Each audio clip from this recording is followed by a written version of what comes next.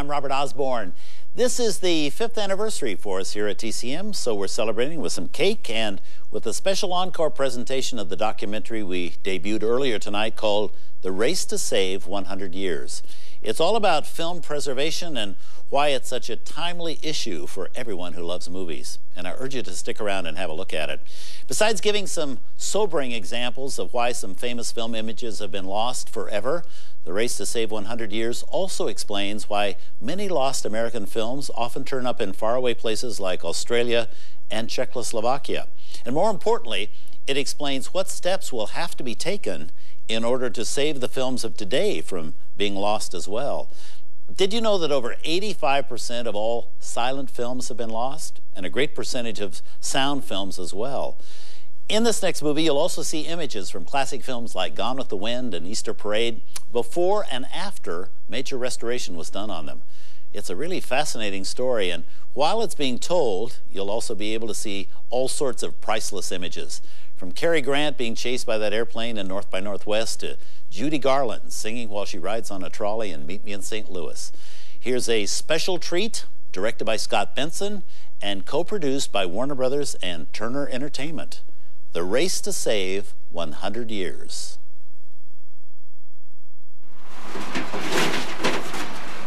A vault in Hollywood, California. We've been asked not to say exactly where we are, but vaults like this with films in this condition probably exist all over this town. Look at this. Nasty stuff. We'll never know what's on a lot of these reels. They're so far gone you can't project them, or even save them in a lab. Are there any jewels hidden amongst all this dust and debris? Maybe. But it's going to take somebody with a lot of money and a lot of time to find out. And time and money are not an abundant supply when it comes to saving films.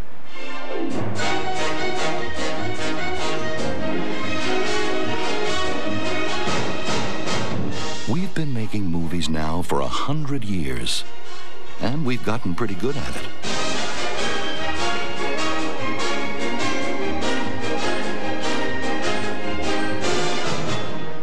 What we haven't been so good at is saving them.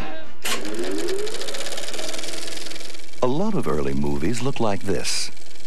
Or worse, they've decomposed into something like this. Or they've simply been lost. Our history, at least what we've filmed of it, lies neglected in film cans all over the world.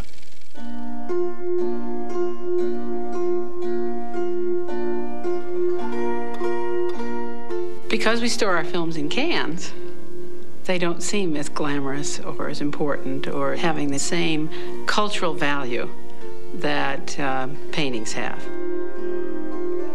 In fact, as the years go on, film is becoming more and more regarded as the major art form of the 20th century.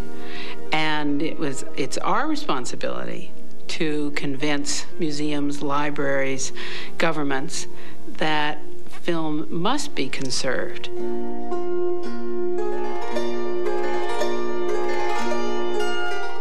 What you have here is a gold mine. You got to take care of it. If you take care of it, it's going to take care of you. So they know that.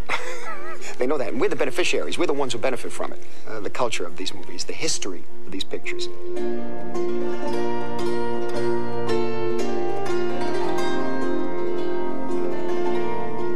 You notice that the sky is sort of purple instead of blue because the blue dye has faded.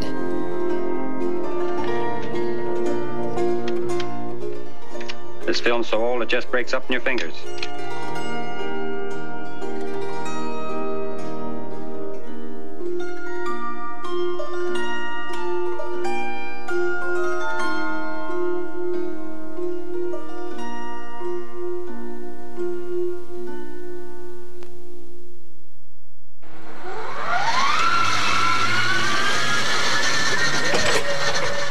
A film vault at the British Film Institute outside London. The films stored here are among the lucky ones. They are being cared for.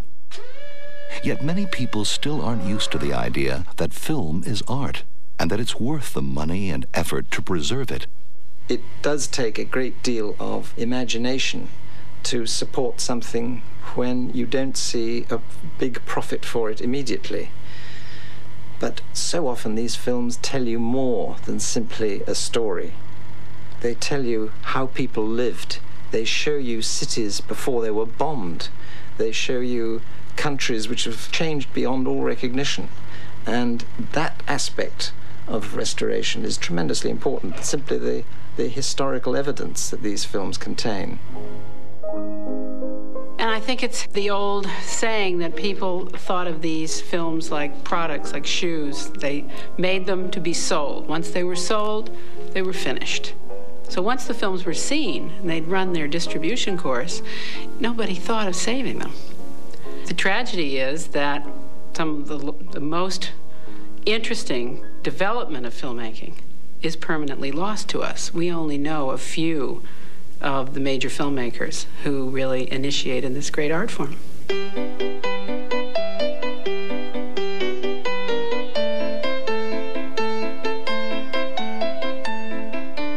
An auto parade in New York City, shot by the Edison Company, probably in February 1900. An early submarine. A man sure his invention would work. What you're seeing looks like a film, but it was made from these strips of paper called paper prints. These rolls ended up being the first film preservation technique, although they also had another purpose. At the turn of the century, early filmmakers had no copyright protection for images shot on celluloid. The copyright law only covered photographs on paper. So each frame of a movie had to be recorded on paper and deposited with the Library of Congress if a filmmaker wanted to protect it. At the time, no one believed these paper prints would ever be useful except as proof of copyright. But once you had it on paper, you could reshoot it on film, frame by frame, as these archivists are doing, to get a copy of what those early cameras saw. Here's Little Egypt dancing at the 1893 Chicago World's Fair, made from a paper print. Bathers at Coney Island. Admiral Dewey on his flagship Olympia. When the first motion picture cameras came along, many early filmmakers were content to set up their camera and record life going by.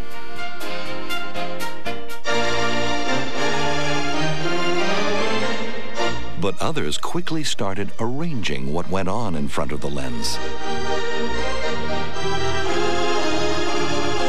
And soon we learned to tell stories with film, sometimes even great ones. And a new art form was born.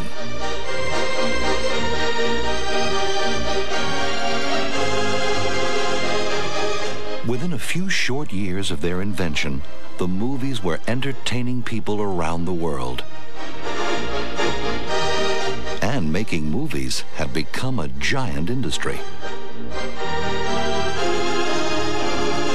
Here's the first film directed by none other than D.W. Griffith, The Adventures of Dolly, which Griffith shot in June 1908. The only way we used to be able to see Dolly was to screen this rather murky 16mm film copy made from the paper print. But two of the premier film restoration organizations in the country, the U.S. Library of Congress and the UCLA Film and Television Archive, recently reshot the paper print onto 35mm film. What a difference.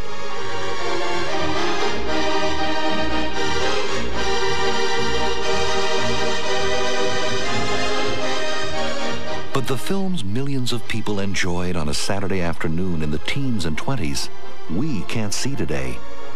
Memorable production or forgettable short, it is thought that an astounding 85% of all silents ever made have been lost.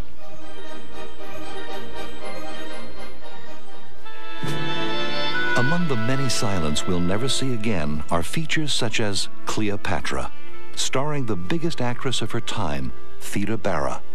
No print or negative remains of this 1917 epic.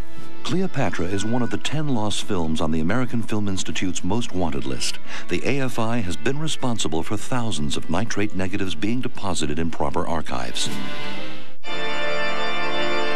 Also on the list, London After Midnight, a murder mystery important in part because it stars the man of 1,000 faces, Lon Chaney. The Divine Woman, starring Greta Garbo, was also thought a total loss, until one of its 8 reels was found in Russia in 1995. Here's a scene from that recently discovered reel with its Russian intertitles. When we heard that a reel had been found of the Divine Woman, it was a mini miracle for many of us, because it restored one's faith that, as Mr. McCall would always say, something good will turn up. I mean, there are so many lost films, and they seem such hopeless causes, that if it seemed almost out of the blue, here was this reel miraculously preserved in the Moscow archives. We can only guess, but we estimate that approximately 15% of all the silent American films made survive. It's a very small portion. During the silent era, some studios made an effort to preserve their films, but only because they could continue to make money from them by selling them overseas. For the most part, though, they couldn't be bothered. Most studios turned out 1 film per week, and after the films played the big cities, they were shipped to the hinterlands, where the prints were run to ribbons. This push-it-out-the-door attitude is why a lot of lost movies are found in places like Australia and Russia and Czechoslovakia, places far away from Hollywood and often the last in line to get prints. Another reason we've lost such an astounding number of silent films was the arrival of sound pictures in the late 20s. When the movies started talking, going to see a silent was like reading yesterday's newspaper. The curious thing about silent films, as soon as they became uncommercial, when sound really took hold, people treated them brutally. The studios didn't take care of them, and in many cases simply threw them away to make storage space, or the nitrate film went bad and simply had to be destroyed for safety purposes. And remember that if you don't sing, I don't hook, so get your boys ready. I won't sing. In the army, the army, the Democratic Army, where they... When talkies like this 1926 short featuring Elsie Janis started appearing, film preservationists now had a new element to track down, the soundtrack. Well, have you an ear for music? A what? I say, have you an ear for music? I don't know. Take a look and see. Oh, go on. I got a drum in there. Yeah. This is a disc recording machine. Many of the first sound films reproduced voices and music using a 16-inch diameter disc like this that ran in tandem with the film projector. The Vitaphone sound system was one of the first. These sound discs were rather fragile, and over the years, many of them broke or were lost. For many early sound movies, we have the images, but not the audio to go with them. Here's a good example. The 1929 talkie, Her Cardboard Lover, starring one of the biggest stage actresses of the time, Tallulah Bankhead. Some of the picture remains, but the sound disc that was played in sync to it has been lost. The same deafening silence almost accompanied this 1926 short. I heard a robin this morning. I'm feeling happy today. A curious look at one of the most popular singers of the 20s, Al Jolson. This was Jolson's first talkie, a short called A Plantation Act, and the all-important sound for this historical short was, for years, lost. As a happy as a king. When the red But in 1994, a record collector found the sound disc, which had broken into 4 pieces. Restoration experts glued the pieces back together and mated the sound to the picture. Wake up, you sleepyhead. Get up, get out of bed. I'm doing a turn here for the Vitaphone. On the other hand, sometimes a film's sound discs are the only record we have of a movie. Yes.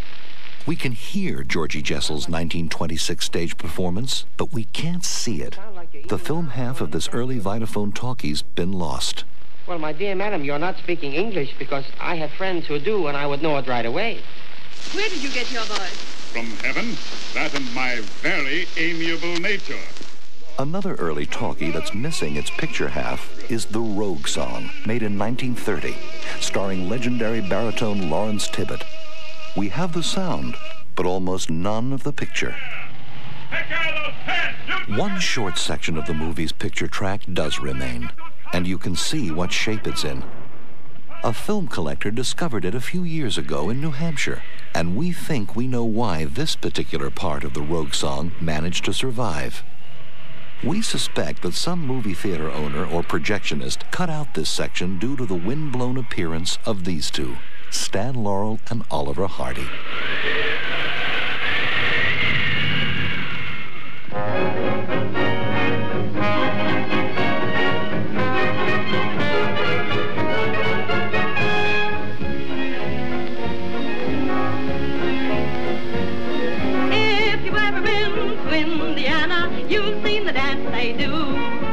When it became clear that film audiences everywhere readily accepted the new sound films, it was a death sentence for the silent films still in the studio vaults. Many studios destroyed or allowed virtually all of their silence to disintegrate and disappear. In the shadows, let me come and sing to you. And just as the studios hadn't taken good care of their silence, 2 is over there. now the studios didn't take very good care of their new sound pictures either. Don't you worry about me. The negatives that we're lucky to have from the 30s and 40s are often damaged. Take this early RKO feature, Top Hat, shot in 1935. After the studio shot it, they used the original camera negative, the film that actually rolled past the lens to make some 400 release prints for the theaters. The inevitable scratches and other damage that such extensive use caused meant that the picture needed a lot of repair. After carefully washing the film, technicians laboriously repaired all the broken sprocket holes by hand. Then the film was printed frame by frame using a special liquid gate printer that hid many of the scratches on the emulsion. After months of work, the result was this clean, bright new print. Here the rotary crane is hot on the heels of Clark Gable and Rosalind Russell. For the most part, films in the 30s and 40s were still considered one-time commodities. And studio executives figured once a feature couldn't make any more money, the film was stored away, sometimes so poorly it rapidly deteriorated. People really didn't understand that storage was important, and to the extent that some, such as the people at MGM, did understand it, they stored them incorrectly, particularly with regard to temperature and humidity. Improper storage is considered by many experts to be one of the main reasons we've lost so many films. The problem is the instability of the nitrate film stock. It easily decomposes. Often the first sign of nitrate decomposition is rust inside the metal can, because the gases produced by the decomposing film start eating away the metal. Also, if you look at the edge of the film, you see a discoloration. Now, at this early stage, quite often you can make a good copy of the film. Unfortunately, though, if the deterioration continues, the image starts to break down. You begin to get brown stains on the picture and mottling in the image. If the deterioration keeps going on, when you open up a can of film, the film has these molasses-like deposits. The layers start sticking together, the film starts oozing and bubbling and frothing, and of course the film is totally beyond salvage at this point. And finally, at the last stage of nitrate decomposition, if you open up a can in this condition, you see nothing but brown powder. No sprocket holes, no film, just brown powder. Sometimes the studios would do the damage themselves, destroying the films to recover the silver content of the film emulsion. Or they would simply throw the films away to make room for other, newer films in their storage vaults. They say that this is the biggest film vault of all, the Pacific Ocean, where it is said that many studios would often come to dump their unwanted old film negatives and film prints. But the main reason studios got rid of unwanted film stock? It burned, as this British Navy training film demonstrates. All film stock in the silent and the first decades of the sound era was made of nitrocellulose, commonly called nitrate. And nitrate, old or new, was, as this sailor is finding out, as volatile as a can of gasoline. Once started, a nitrate fire was very difficult to put out. Nitrate, when it does start to burn, makes its own oxygen and can't be put out. You can put it underwater, and when you take it out, it'll simply flare up again. In many cases, people were so terrified of nitrate film that they would destroy it as soon as they look at it.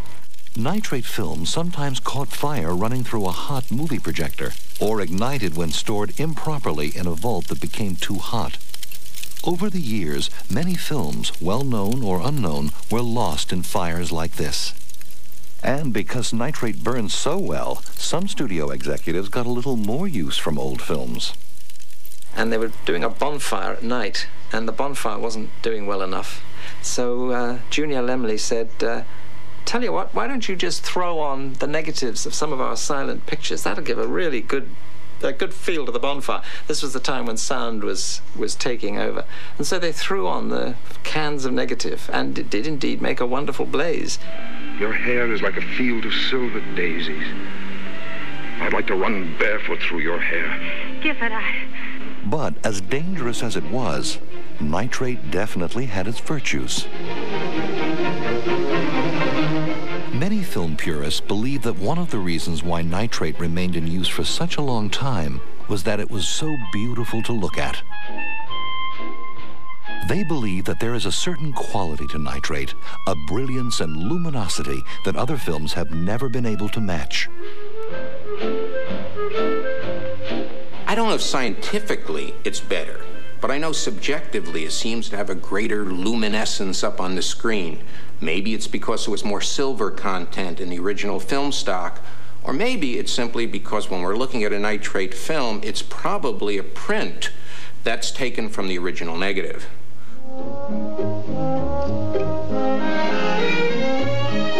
In 1951, the movie industry finally stopped using the dangerous nitrate film stock. Very nice. Say, honey, could you put that other hand up around your throat? That's good. Kodak and other film manufacturers developed a much safer film made of acetate, which didn't easily burn. What is the victory of a cat on a hot tin roof? And the new so-called safety film quickly became the industry standard. Just stand on it, I guess. Not only were all new movies shot on the new acetate film, some studios began using it for something else, to preserve old films. A few forward-thinking executives had realized the value of what was in their archives, and studios such as MGM and Disney began copying their original nitrate negatives onto safety stock. At first, MGM did try to prioritize and tried to decide which were the good films or the films that deserved preservation. And in most cases, we couldn't agree on what those films were. And finally, it began to dawn on everyone that you really needed to preserve everything, because you did not know what would be a classic film. You did not know what film would last. You did not know what film 20 and 30 years later would be the films people would want to see. And printing to protect soon paid off, especially after the original negatives of a film were lost in a vault fire or other disaster. Because studios had made good quality backup copies, we can, today, see good restored prints of films such as Easter Parade, An American in Paris, Citizen Kane, Quo Vadis, Singin' in the Rain, Sweethearts, and Philadelphia Story. Parts or all of the original nitrate negatives of these movies burned in vault fires. Will you kindly get me out of this? By the 50s and early 60s, Preserving a film not only made good archival sense, because of new markets such as television, Oh, Nicky. it made good business sense too. Is this one for keeps? So's this one. Some companies, such as Warner Brothers, built modern archival storage facilities on their studio lots, where negatives could be stored at ideal low temperature and humidity. But convincing people that old films could generate new business was not always easy. They really didn't realize that these films would be used on television, and they didn't see it as an important market. Home video wasn't understood at all, to the extent they even knew it existed. And when you get to cable and satellites and interactive and all the other things we know about today, there was simply very little realization that there would be any use for the pictures in these media. By the mid-'80s, MGM had spent some $30 million to preserve its own films. Then Ted Turner bought MGM's film library in 1986, and to the great relief of film buffs everywhere, he enthusiastically continued MGM's preservation program. And what a collection it had become. Not only did MGM's archives contain some 2,300 MGM features and shorts, including classics such as North by Northwest, the vaults also housed lesser-known gems, such as this 1935 travelogue, Los Angeles, Wonder City of the West. Wilshire Boulevard is a fine example of the many grand boulevards that reach out from the heart of Los Angeles. The Donkey Serenade. There were even pre-MTV music videos. This one featured the MGM Orchestra. What in heaven's name brought you to Casablanca? By now, Turner's vaults also included almost 800 features and more than 1,000 shorts and cartoons produced by Warner Brothers before 1950. Of course, there's the widow matter of my contract with Mr. Warner. The vaults also included more than 700 features made by RKO Radio Pictures from 1930 to 1957. As soon as these out-of-house films arrived, they went on the same schedule for preservation as all of Turner's in-house productions. Turner's the one who gave the indication. He was the leader, in a way, when he bought the library. As a lover of film, we were all concerned, but then we knew that Roger Mayer was there and that he was continuing not only the preservation of these films, but the restorations. Why buy a library and let it rot? He had the vision to see that some of the greatest films ever made, coming out of the greatest period of filmmaking, were here in this library.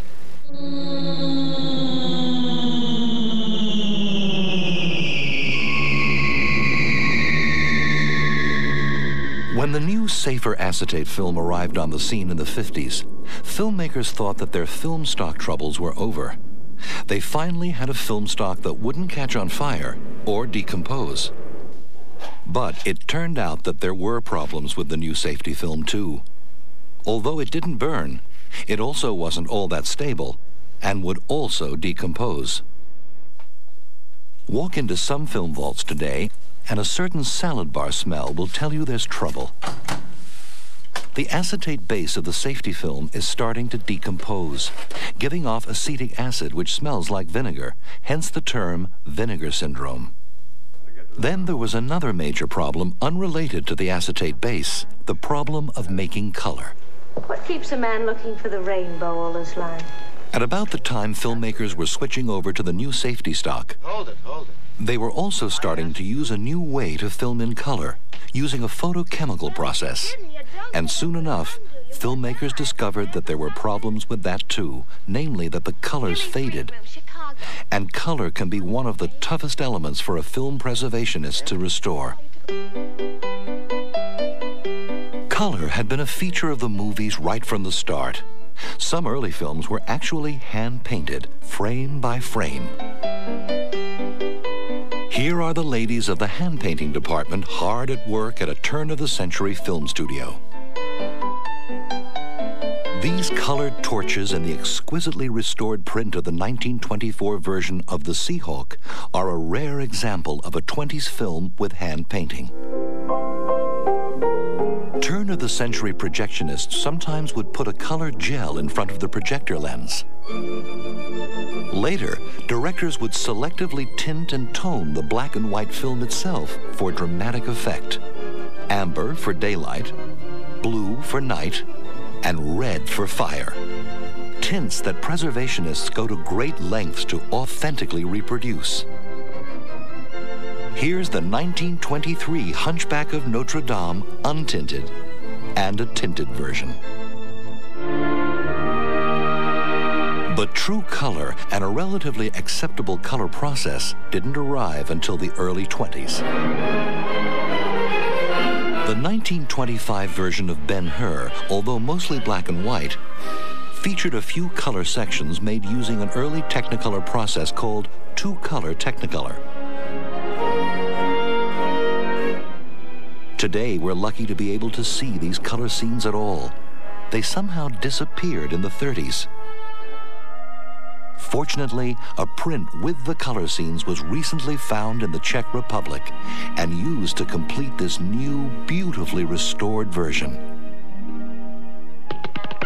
Here's a scene from the restored print of the 1930 two-color Technicolor film Dixiana, starring Mr. Bojangles, Bill Robinson, and featuring his signature stair-tap routine.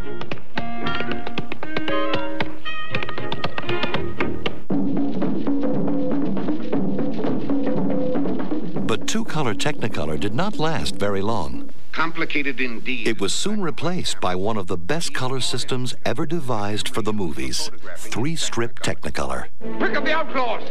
Three-strip Technicolor movies shot 50 or more years ago can still sparkle today with wonderfully brilliant colors after restoration. Many film buffs consider the 1938 Warner Brothers feature The Adventures of Robin Hood an exceptionally fine example. By the mid-30s, the quality of three-strip Technicolor was so apparent that many producers and directors had deemed this color process the only way to shoot a top-quality color feature. Hey, Gramp! Hi, lad. I've got green hair.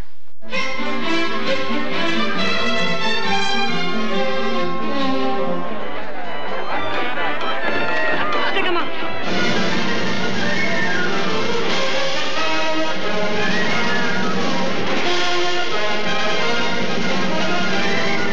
Restoring a Technicolor movie can be rather tricky.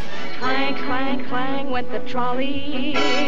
Here's how the freshly restored Meet Me in St. Louis looks today. And on the left is how the trolley song used to look before it was restored. But getting from the left side of the screen to the right is not easy. The Technicolor system required not one, but 3 camera negatives. And you had to shoot those 3 negatives using 1 camera. This is a 3-strip Technicolor camera. Its basic operation involved loading 3 rolls of black and white film side by side into this magazine. As the film was pulled down through the camera, it was transported by these 3 sprockets side by side. The 3 rolls of film went through the camera movement and were exposed behind a single lens system incorporating a beam splitter, which split the light up into 3 separate colors and exposed the 3 images simultaneously at 24 frames per second. After shooting, all 3 negatives went to the Technicolor lab, where they were printed onto 3 rolls of film. Each of these rolls was dyed either yellow, cyan, or magenta. A black and white roll or key image was also made from the negatives. By combining these 4 images and printing, a single color picture was achieved. To restore an old Technicolor film, we take the 3 strips produced by the camera, which of course represent the red, the blue, and the green components of the original scene, and by shining the appropriate colored light through each separate strip, we can combine the images on modern multi-layer Eastman color film, and then when you show it, you see a full color picture on the screen. Sometimes there were problems with one of the 3 original Technicolor camera negatives shrinking or not being aligned quite right. That's the case here with this unrestored print of Annie Get Your Gun. Mr. Joseph Sednick. Enter, sir.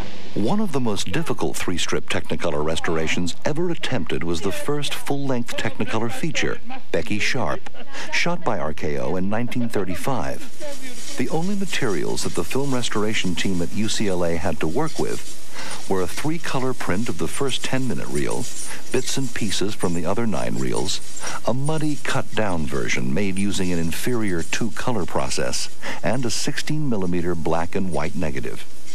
Thank heaven you are safely cared for. Oh, Becky, permit me. But when the work was done, a scene that had only a few months earlier looked like this was suddenly transformed into this. I've no gallant brother to play me. And what had at first looked like a pale dress and a blue coat suddenly became a vivid pattern dress and a green coat. When?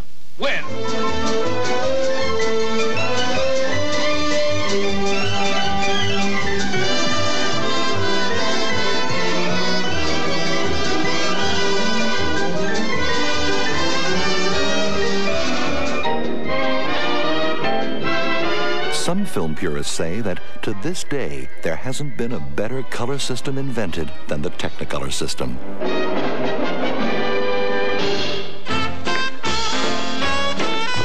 But by the early 1950s, the new multi-layer film stock became available, and that let the studios begin phasing out one of the more difficult components of the Technicolor system, the unwieldy camera. Once it was properly soundproofed, the camera weighed 750 pounds. The new multi-layer color film stocks meant that a director could use smaller, lighter cameras. Now you're talking, baby. And many of the best films from the 50s, 60s, and 70s were shot on this stock.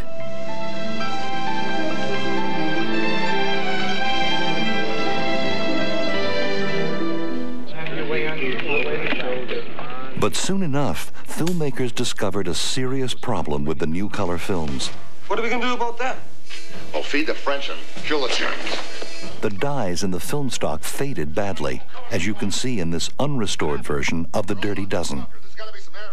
You have color dyes in that film, and dyes in time will fade.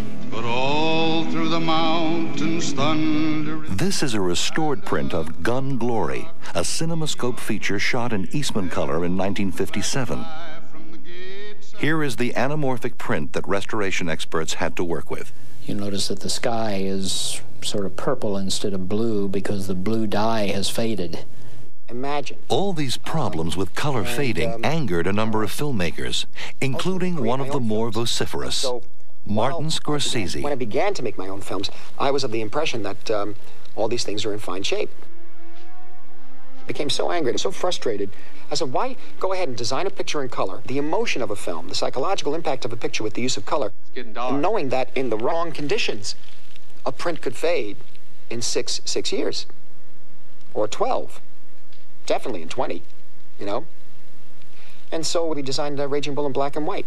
And the color sequence we put in there is already faded. I faded it in advance. George Lucas did Star Wars and designed it to match the prints when they fade. That's the truth. Out of a kind of bravado and anger, I just wrote a letter to Eastman Kodak, giving my feelings about this and how they're really destroying our culture and that sort of thing. Now, what I did, too, was send a letter to every filmmaker around the world, actors, archivists, and putting pressure on the manufacturers of the film. And I think the opening line was something like, everything we do today means nothing. All the work we're doing will be completely disappeared within a few years, or certainly in 20 years. Kurosawa signed, Clarence Brown, he signed. We had a list of maybe 350 signatures from all around the world, a cross-section of actors, filmmakers, directors, writers, avant-garde filmmakers, and even people like Lenny Riefenstahl signed. I must admit I didn't think much of Andy the first time I laid eyes on him. Prompted by all this, film manufacturers such as Kodak came out with the better, more color-stable film stock that we use today.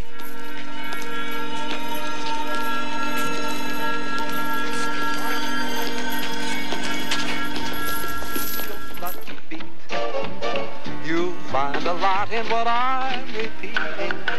When there's a shine on your shoe, there's a melody in your heart. Restoring the original colors and sound quality of a film is a big part of restoring a movie. Restoring the original content of a film is the other half. Many films don't survive complete today. The films have been censored for various reasons, or the studio may have altered the director's original cut and meddled with the film in a way that the director didn't like. So to restore these films, we have to search sometimes all over the world, to vaults in foreign archives, to the Hollywood studio vaults, private collectors sometimes. Often people will have in their garage a print of an old movie that maybe their grandfather, who was a movie projectionist, salted away years ago. So we call in all of these various elements, both picture and soundtracks, and put them all together. And the idea is to restore a new copy of the film that has the very best possible picture and sound quality and is as complete as possible. One reason films became incomplete over the years was that studios would cut out footage to use in other movies. For example, The Seahawk. It was the biggest critical and popular success of 1924. But with the arrival of the talkies, studios considered footage from The Silence, even a blockbuster like this one, as fair game. These battle scenes were lifted out of the original negative of The Seahawk to use as stock footage, and were eventually lost. The missing scenes were only restored after a collector discovered them in an archive in the Czech Republic. Up that rigging, you monkeys! Aloft! The same fate could also befall a talkie. Captain Blood was the first Errol Flynn swashbuckler. This feature was shot in 1935, but in the 40s, 18 minutes of it were cut out in order to run the film as part of a double bill. The studio was able to restore the missing 18 minutes, but only by using an inferior studio reference print to fill in the missing scenes. There can be many versions of a film, which can drive an archivist nuts deciding which one to preserve. D.W. Griffith went from town to town recutting The Birth of a Nation as he went along to suit his perception of local tastes. Mr. Trent's on the phone, Raoul. Then there's the occasional conflict between a director's vision and the studio's. You're my favorite producer, and I'd do anything in the world for you except that. All right, let's finish this clam bake. Good morning. So you do get up. I was beginning to think perhaps you worked in bed like Marcel Proust. Who's he? Sometimes the studio would cut out parts of an original before even releasing it. Go ahead and scratch. Such was the case with The Big Sleep, which when the studio finished shooting and editing, had only a few scenes with Bogey and Bacall. I like that. I'd like more. The studio decided they also wanted more of that smoldering chemistry between Bogey and Bacall than they had shot. Oh, good evening, Mrs. Rutledge. Hello. So new scenes for Bogey and Bacall were written and shot, and other previously shot scenes without them were cut out. For example, this scene on the left here is from the 1945 earlier version of The Big Sleep. Humphrey Bogart talks to the butler in the rain outside of the house, whereas in the 1946 version released to the public, Bogart comes inside. And the reason is so that he can have some dialogue with Lauren Bacall, whom Warner Brothers were trying to turn into a big star at that time. You don't like to be rated yourself. The result of all this reshooting, more Bogey and Bacall, and less whodunit. The original unreleased version had more scenes to explain the plot, but the released version sure was a lot more fun. A lot depends on who's in the saddle. Scenes were also cut out for other reasons. Turner has just put this sequence back into Babes in Arms. My friends. All of these shots were a parody of Franklin and Eleanor Roosevelt. I signed a bill declaring war on bugs in Carolina. I refereed a game of chess between Japan and China. I breakfasted in Idaho, then lunched in Indiana. I opened up a Turkish bath in Helena, Montana. All of this was cut out of the original negative and all prints out of respect for FDR after he died.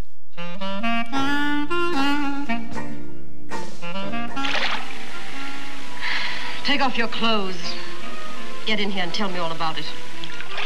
But often enough, a shot or scene was cut out of a movie to conform to the infamous Hays production code. Spig, I've been thinking about that title, Helldivers.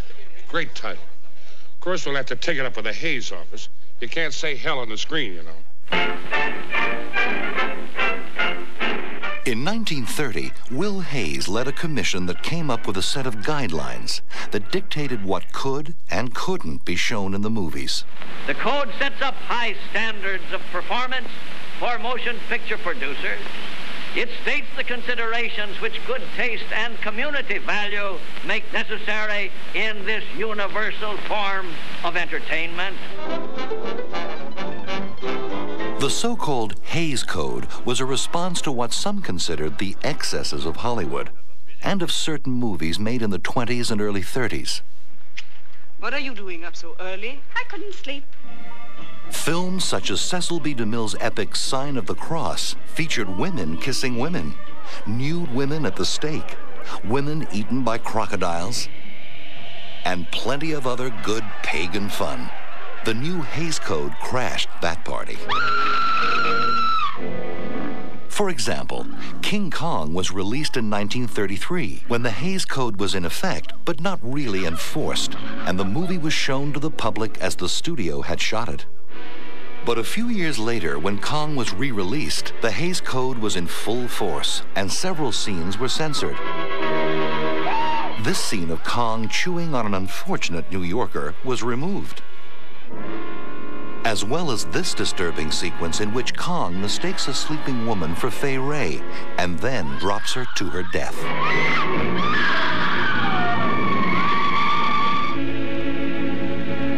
Also cut out was this scene earlier in the film, where Kong peels Fay Wray's clothes from her like a banana peel. In the late 50s, when the Hays Code had loosened, the studio wanted to put these scenes back into the movie for a reissue. But it was too late. The original 35mm material had been lost. Consequently, the restoration was done by blow-up from 16mm, which, as you can imagine, didn't look very good. A collector came forth who had kept the same scenes from 35mm and lent those to us so that we could copy them and replace the censored scenes with 35mm duplicates. And that's what you now see in King Kong. Darling, I have to put on clothes. There are other people here, and they think I was immodest. Then there's Tarzan and his mate. Peter said he deserved The Hays Code determined that in some scenes, Jane had gone too native. There was about a 2-minute underwater swimming sequence in Tarzan and his mate where Jane was nude and Tarzan had his Tarzan pants on. This was in the original cut of the movie, along with quite a bit of violence between natives and animals that were later removed. When Turner bought this MGM picture, the new owners didn't know the swimming scene existed until film historian Rudy Belmer alerted Turner about the censorship cuts. Turner searched its vaults and found the scenes in a duplication master of the film and recently edited them back in to make this newly restored pre-censorship version. Incidentally, that underwater swimming sequence was not done by Maureen O'Sullivan. She was doubled by a swimmer from the 1932 Olympics named Josephine McKim. Hey, Stella! Sometimes the censorship cuts were more subtle. A scene that might cause some controversy would be allowed to stay in, but certain shots within the scene would be cut out. I wouldn't mix in this.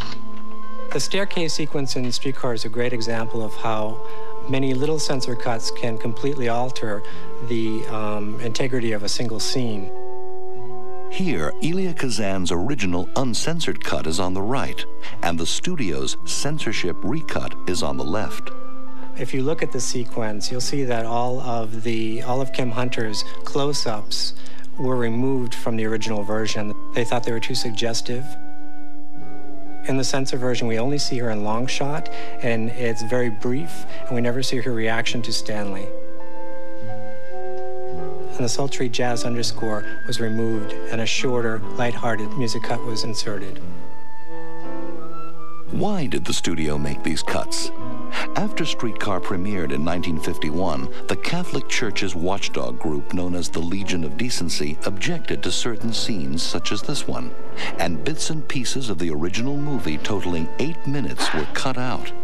Wait a minute, what's going on here? What's the idea? Where's the director? Now stand by. Let's get it to first take.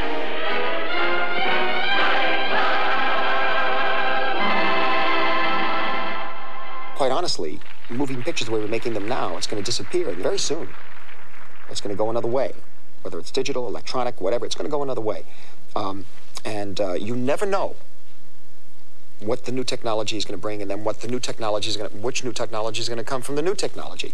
And one thing for certain that you have to remember, the people who own these films, is that they're always going to need an original negative to go back to. You're going to need a clean source for the demand that the public will have for the quality.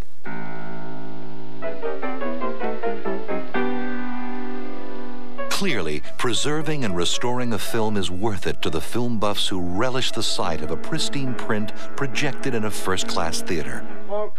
It is also worth it to the studios who own a restored print. They can continue to make money from it. All set, KF. All set to start. We've been waiting over 2 hours. Don't you realize time is money?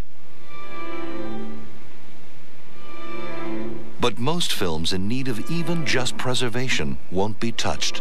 There are simply too many out there. Here, preserved for all time, are old negatives. Archives and museums around the world are helping. This 1939 short marks the creation of one of the first film archives at the Museum of Modern Art in New York. The fact of the matter is that a lot of the restoration work, even on studio-based films, and certainly on films, documentaries, and others that are not based on the studios, are being done in the nonprofit archives. One of the leading nonprofit archives doing preservation and restoration work is here in Dayton, Ohio. It is run by the Library of Congress. We are the National Archive, the largest collection of American-produced films anywhere in the world, and we have given preservation treatment to 15,000 feature and short subject films, which is more than 2/3 of all the archival quality film preservation ever done in this country. So it's pretty much action central for film preservation. And in 1988, Congress also acted. And they created the National Film Preservation Board. And of course, its most famous activity is picking 25 aesthetically, historically, or culturally important films every year to be sure that they receive special preservation attention in the National Film Registry. But with time running out, who decides which films to save and to protect? And who pays? So whose responsibility is it to make sure that these things don't just fade away? Number one, the responsibility is the people who own the films. But you are a motion picture star. You belong to the public. They make you and they break you. The studios own the films. But in a way, the films belong to the world. So they're more than just owners. They are really custodians. Going along with having the right to own these pictures, there's the responsibility to care for them, title by title, you know. And this proves to be a massive job. Hey, Benny, you got the loot. The boys are waiting. Yeah, I got the money, but you ain't coming with Ah, Benny. Hey, Benny. Feature films tucked away in a vault somewhere are one thing. But what about the films that have no owners? Who's responsible for preserving and restoring these so-called orphan films? And then there are those wonderful, low-budget, independent films that are out there. In many cases, we don't even know where they are. They could be languishing in basements or attics or even somebody's car trunk. The orphan films, the independent films, the great American independent cinema that started in New York and L.A., John Cassavetes' Shadows, and all those films, or the avant-garde cinema that was made in San Francisco, Los Angeles, Chicago, and New York.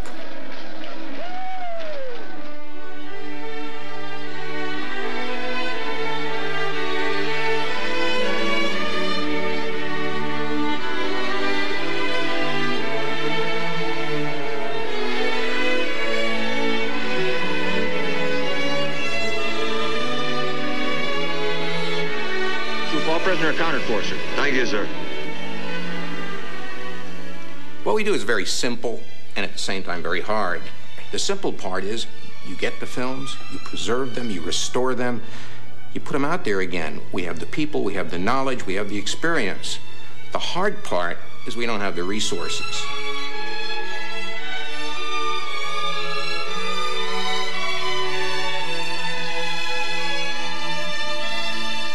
Mother of mercy. Is this the end of Rico?